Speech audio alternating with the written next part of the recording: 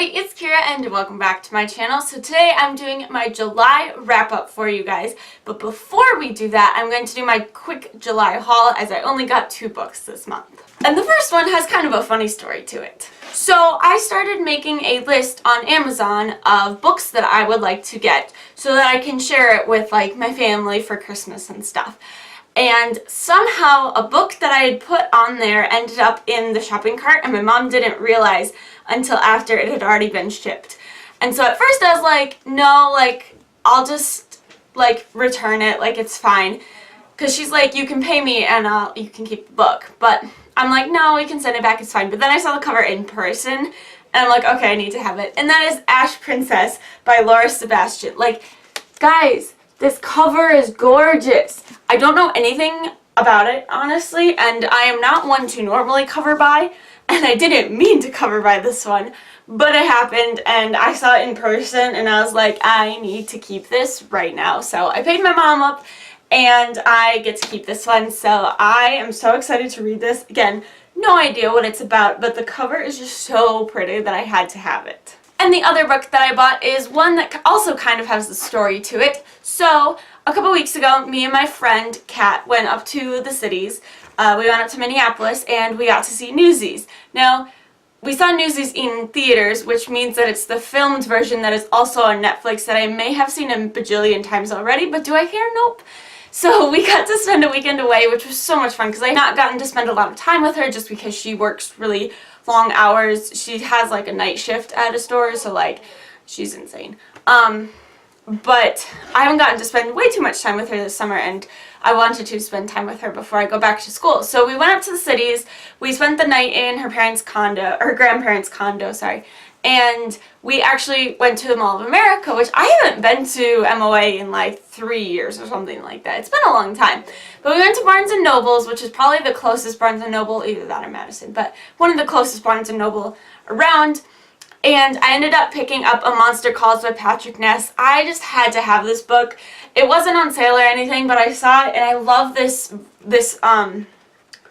version of it, like with all the pictures and stuff, because the pictures are stunning. I read this sometime during the winter last year, and I fell in love with it. And I still haven't seen the movie yet, and I need to see the movie. But I wanted to have it so that I could reread it and then see the movie sometime this year. And this version is just stunning, and I love it. And I also ended up getting a chocolate frog. So they have Harry Potter candy just kind of around. And I had never had a chocolate frog. And my sister had gotten one a few days ago from a candy shop. And I was like, ooh, I kind of want to try it. So I got a chocolate frog. It was pretty good. Like, it was just chocolate, and it was delicious. And the card that came with it is Godric Gryffindor. So I have Gryffindor's card now. So, that is my mini haul for July, and now we'll get into the books that I read. So I started off the month with a book that has been super hyped on BookTube recently, and that is Furyborn by Claire Legrand. I don't normally read books when they first come out, just because I don't have good access to them, mostly because I don't buy books when they come out often. And so I got it from the library, read it, and really enjoyed it. I really liked how the characters were set 1,000 years apart. So if you don't know what this is about for some reason, this is about 2 girls who live 1,000 years apart. So there is this prophecy about these 2 queens, the Sun Queen and the Blood Queen. And the Blood Queen is going to like destroy the world, and the Sun Queen is going to save it. So you don't know at the beginning which girl is going to be which, but you also kind of do at the same time. And so Riel is growing up she's the first girl, and she has elemental magic, and so she gets hailed as the Sun Queen, and there's lots of things that happen with her elemental magic. And then 1,000 years later, Eliana knows Riel's history. Like, Riel's story is history to Eliana, and she is an assassin, and it just goes through her interesting abilities, and it was just well written. The romance part I could have done with less of. There was a couple scenes where I was like, was this necessary? Did that need this?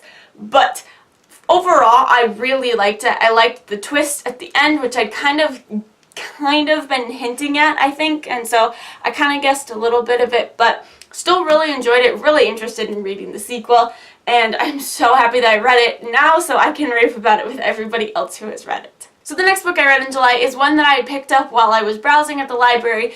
I work really close to the library. I work like 2 blocks away from the library, so after work I usually go over to the library and just sit for like 15 minutes before my mom comes to pick me up because I don't have my own car. And so while I was browsing, I saw this book and I'd been meaning to read it for a while, so I thought I might as well just pick it up, and that is Invictus by Ryan Groudon. This is a time travel book about a boy named Faraway who was actually born out of time. You find out he's kind of born while his mom is traveling in time. He meets a mysterious girl named Elliot when he's going on some adventures, and she tells him and his crew kind of about this thing that is happening, this forgetting that is happening, and how they think they have to figure out how to stop it. It was not the best book I've ever read, but it was super fun and enjoyable, and I really enjoyed, like, time travel books I think are super cool, and I liked how they dealt with some of the paradoxical things that have to happen because he was born out of time, and it had different universes in it and stuff, and it was just really well done, and I really enjoyed it. I had fun reading this one. So after Invictus, I picked up a book that I am so excited about because the movie adaptation is coming out, and that is To All the Boys I've Loved Before by Jenny Han.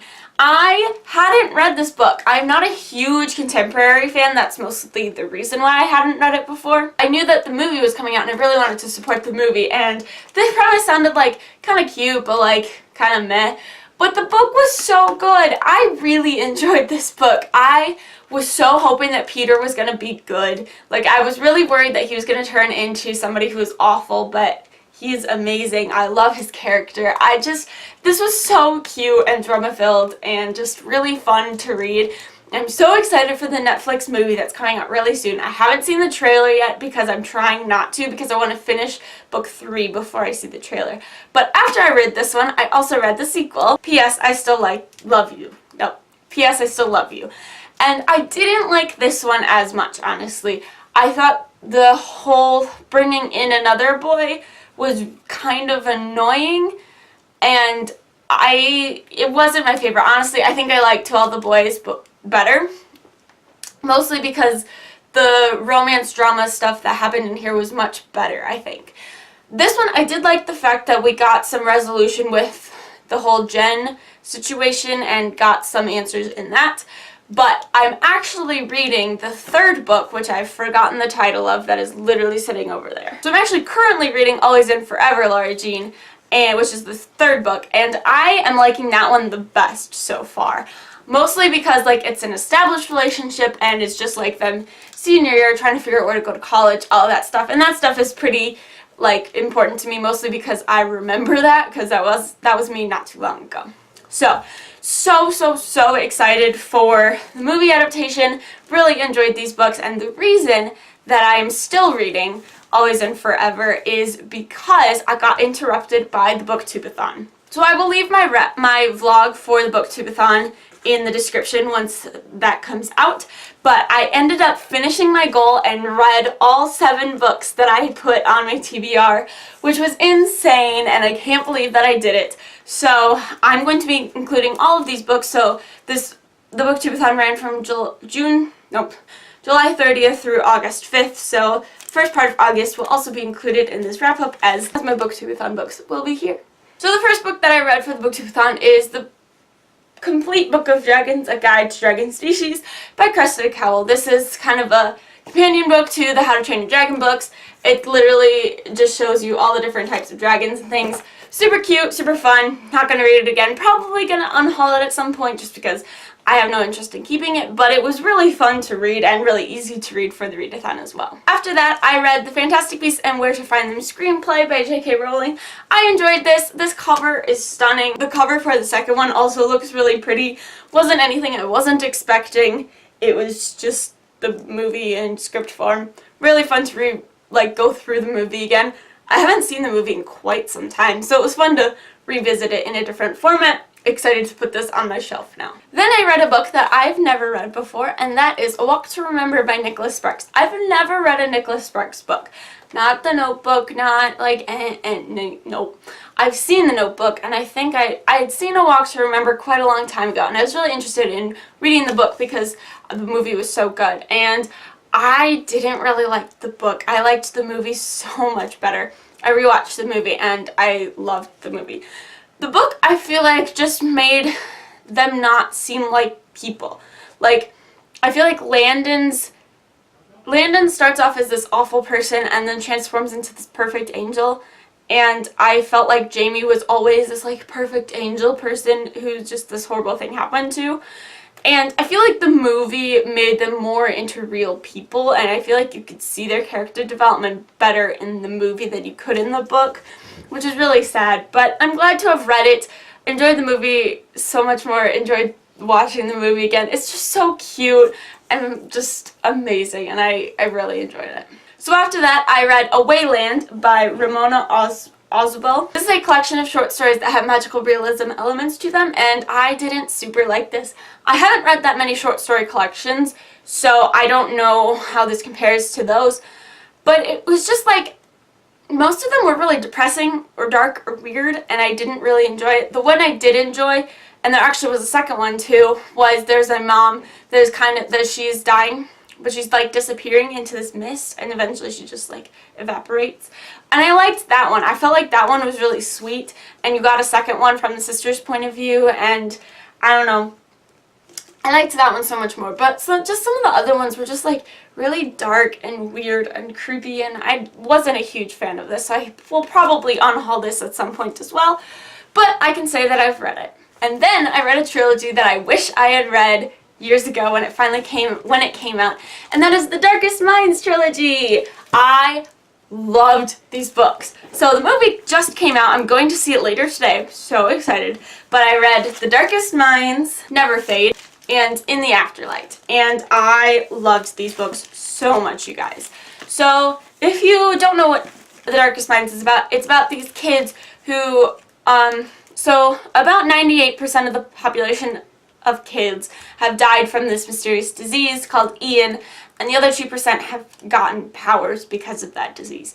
Or they don't really know exactly what's causing it, but they call it Ian. And this follows a main character named Ruby, who has a special ability. She can go into people's minds.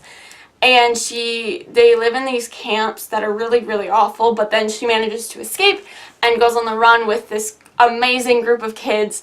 And I love the found family aspect of this book so much. I think that's why I enjoyed this one the most, was the whole road tripping, running away with this found family. So Never Fade follows these characters again as things happen. I can't really say anything because of spoilers, and then In the Afterlight finishes it off. And I enjoyed all three of them. I think I like The Darkest Minds best, but I super enjoyed them. There's a few things that I kind of predicted, but there was a lot that I didn't, and I just had so much fun reading them. And I can't wait to read The Darkest Legacy. I'm hoping to read that soon, which is a sequel that just came out, and it happens 5 years in the future and follows one of my favorite characters, Zoo, and she's so sweet, and I can't wait to follow her story. And it was just such a fun ride, and I absolutely loved it. So those are all of the books that I read in July. Comment down below, let me know if you've read any of these books. What were your thoughts on them? Did you participate in the Booktubeathon? Did you have fun? How's your reading? Anything? Love to chat down in the comments. If you want to follow me on social media, all my links are in the description as always. Thank you again for watching, and I'll see you next time. Bye!